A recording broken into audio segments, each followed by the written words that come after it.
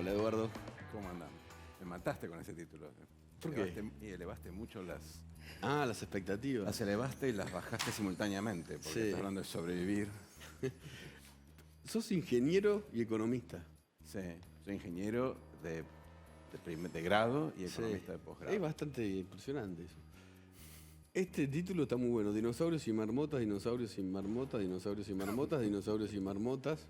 En busca del desarrollo perdido de Eduardo Levi Cecchati. ¿Qué significa?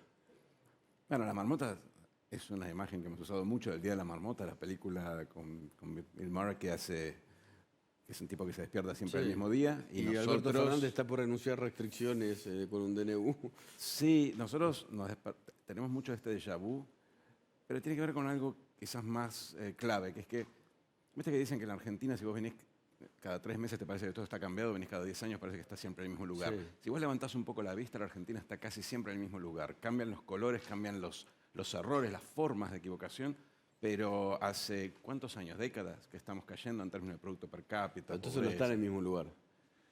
Está casi en el mismo lugar. Está casi en el mismo lugar en el sentido de que no termina de salir y seguimos discutiendo los mismos problemas. Y el del dinosaurio es más literario, es el cuento, el microcuento más conocido de la historia, de Augusto Monterroso. Sí. El cuento es básicamente cuando desperté, el dinosaurio seguía allí.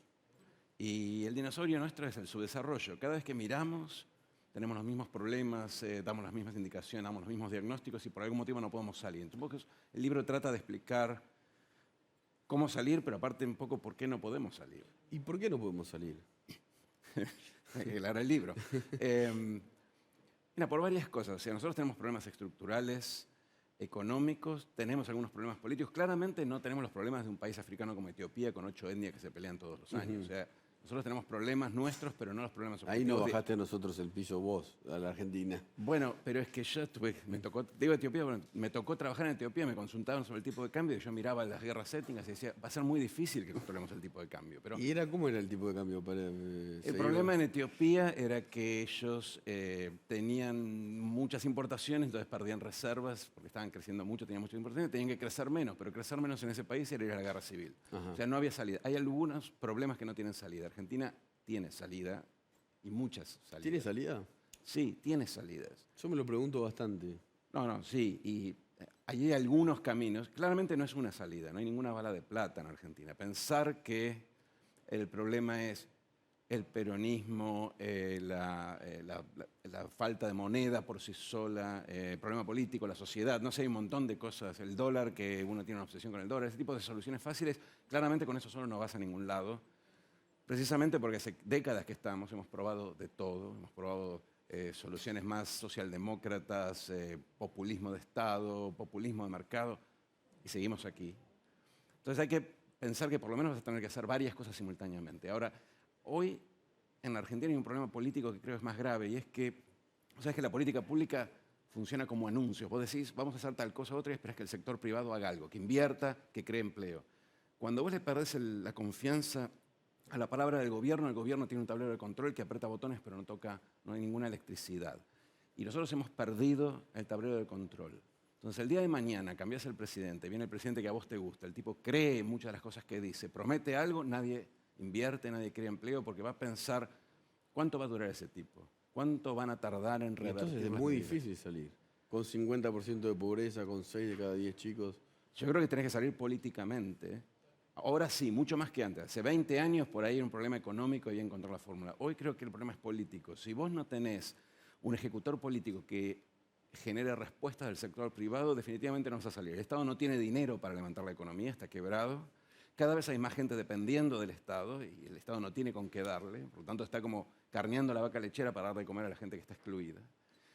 Si no lográs que el sector privado reaccione, no salís. Y para lograr eso necesitas un mínimo de continuidad en las políticas y eso implica generar acuerdos, no consensos, pero acuerdos. Es algo que dice todo el mundo y nadie finalmente cumple.